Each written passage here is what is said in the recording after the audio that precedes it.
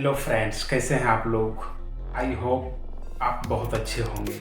Friends, हर दिन की तरह आज भी एक बहुत इम्पोर्टेंट वीडियो लाए हैं आप लोगों के लिए, जिसे देख के आप बहुत ज़्यादा सीखेंगे और अगर आपके यहाँ ये चीज़ है तो आप उसे अप्लाई भी करेंगे। सो फ्रेंड्स, मेरी वीडियो पे बने रहें। फ्रेंड्स, आज मैं ये बताने वाला हूँ कि अगर किसी भी पर्सन का, मेरे चाहने वालों में से किसी का भी या उसके रिलेटिव में से किसी का भी अगर एक्सिस बैंक में आपका अकाउंट है या फिर किसी भी बैंक में अगर आपका अकाउंट है तो ये नियम जान लें, आपके बहुत ज़्यादा काम में आने वाले हैं। अगर एक नॉर्मल परिवार से आप बिलोंग करते हैं तो उससे और ज़्यादा इम्प्रूवमेंट होगा, आप अपने पैसे को और ज़्यादा इंक्रीमेंट कर सकते हैं। मैं ये बता रहा हूँ कि अगर उसमें जैसे 10,000, 20,000 या फिर 50,000 या 1,00,000 रुपया अगर ऐसे ही सेविंग अकाउंट में पड़ा हुआ रहता है, जिसे आपको लगता है कि नहीं मुझे ये पड़ा हुआ है, तो उसमें 2.7% पर एनम का इंटरेस्ट रेट दे रहा है। आप चाहते हैं कि नहीं उस पैसे का अभी मुझे साल 2 साल कोई ज़रूरी नहीं है, तो उसमें पड़ा नहीं रहने दें। उसको क्या करें, वहाँ पे FD जाके करवा लें।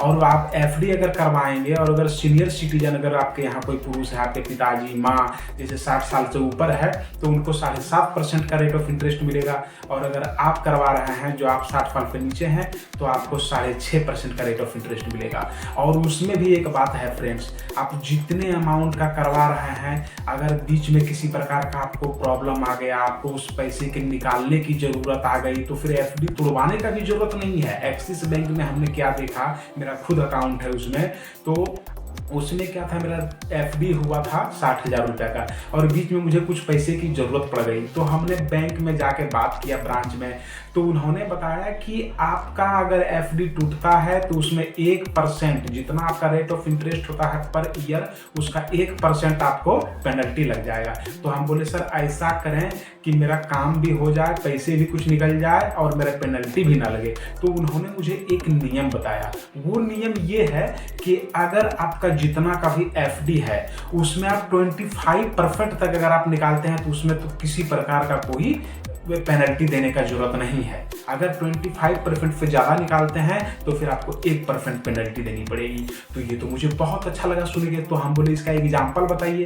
तो एग्जाम्पल के तौर पर उन्होंने 1,00,000 लिया। बोला अगर आपके अकाउंट में 1,00,000 का FD है और अगर उसमें आप 25,000 रुपये निकालते हैं तो उसमें किसी प्रकार का कोई पेनल्टी नहीं देना पड़ेगा। वहीं अगर 26,000 रुपये आप निकाल लेते हैं तो 1% पेनल्टी लग जाएगा। आपका जितना रेट ऑफ इंटरेस्ट होता है पर ईयर उसके हिसाब से 1%। तो फ्रेंड्स, ये बहुत अच्छा कहीं ना कहीं न्यूज है। और इस नियम को अगर जिसके भी बैंक अकाउंट में पैसा रहता है और जो FD करवाने की सोच रहे हैं और जिसको लगता हो कि भविष्य में कि FD करवा लेते हैं, 6 महीना बाद मुझे तुड़वाना पड़े, तो उसके लिए भी कोई दिक्कत नहीं है। बैंक वालों ने ये एक बहुत अच्छा नियम बनाया है जो मिडिल क्लास मैन के लिए तो बहुत ज़्यादा यूजफुल नियम है ये। तो मेरा कहना ये है कि बैंक में पैसा क्यों पड़ा रहने दें। अगर सेविंग अकाउंट में मेरा 40,000, 50,000, 1,00,000 जो भी हो, तो वो तो ऐसे ही उसमें मात्र 2.7% का रेट ऑफ इंटरेस्ट देता है। और जैसे ही उसे हम FD में कन्वर्ट करते हैं उसमें 6.5% का मिल जाता है। मेरे यहाँ बुजुर्ग आदमी अगर कोई है तो उसको 7.5% का मिल जाता है। तो ये तो फायदे का सौदा हुआ ना। इसमें तो मेरे पैसे का और इंक्रीमेंट हो रहा है।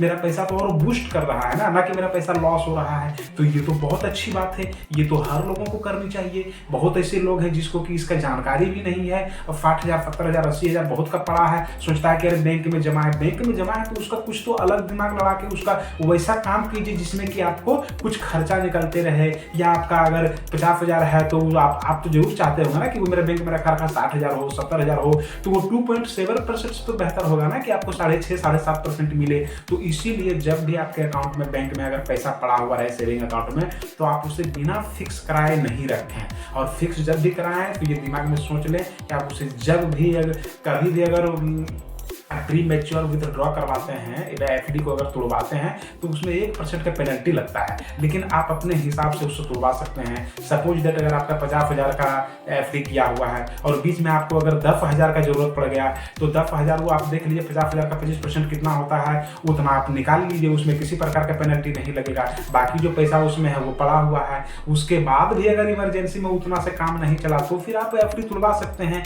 लेकिन हाँ, ये बहुत अच्छी बात है कि आपने एफडी करा और कम पैसे की ज़रूरत पड़ा हो, जो कहीं से आपको कोई नहीं दे पा रहा हो या आपके पास ना हो, तो आप एफडी तुड़वा सकते हैं और उसमें 25% आप निकाल सकते हैं आराम से, किसी प्रकार का कोई दिक्कत नहीं है।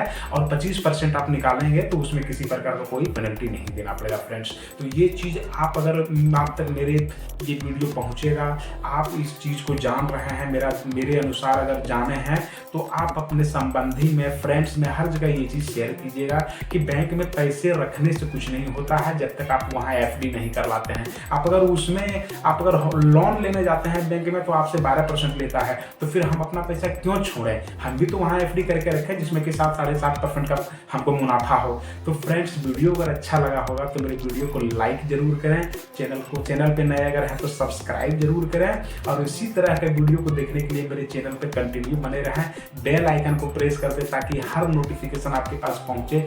फिर मिलते हैं एक इससे भी ज़्यादा इम्पोर्टेंट और नॉलेजेबल वीडियो में। तब तक के लिए धन्यवाद। We take care. जय हिंद फ्रेंड्स।